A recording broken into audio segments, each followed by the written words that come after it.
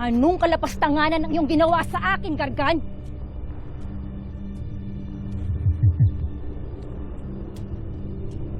Ano nga ulit ang iyong pangalan?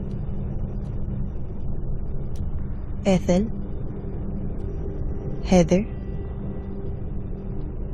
Ako, si Batalumang Ether. At hindi ako makapapayag na magtagumpay ang iyong kasamaan, Gargan! Tuluyan namang nilisan ng kasamaan ng iyong histre, Heather. Ngunit hayaan mo, ibalik ko ang kadilimang iyong nakasanayan. Teda!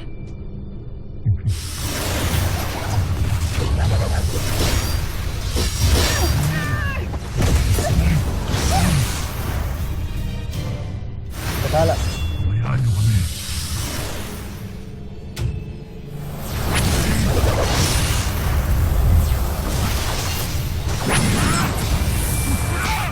Heather! Pumanig ka na lamang sa akin. Dati mo na akong kinalaban. Pumanig ka kay Emre ngunit anong napala mo? Sa pa, nag-umpisa ka nang makatikim muli ng masama. Pati mo pa hayaan.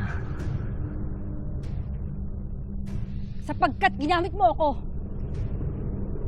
Oo, naging mapagmalabis akong Bataluman. Ngunit ngayon ay pinagbabayaran kong lahat ng aking ginawa. Kung kaya higit kong batid na ako ay hindi nararapat umanib sa iyong kadiliman at kasamaan.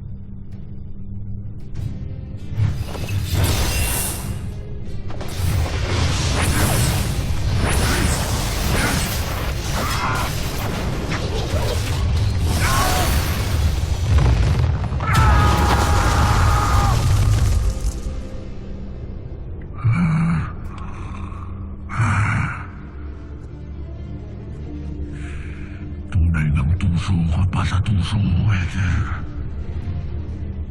Ngayon natatakasan na tayo ng Bataluman ay maaari na tayong balaan sa ating mga kaaway. Kung ganun, panahon na upang subukan kong muli ang aking kapangyarihan laban sa mga sangre.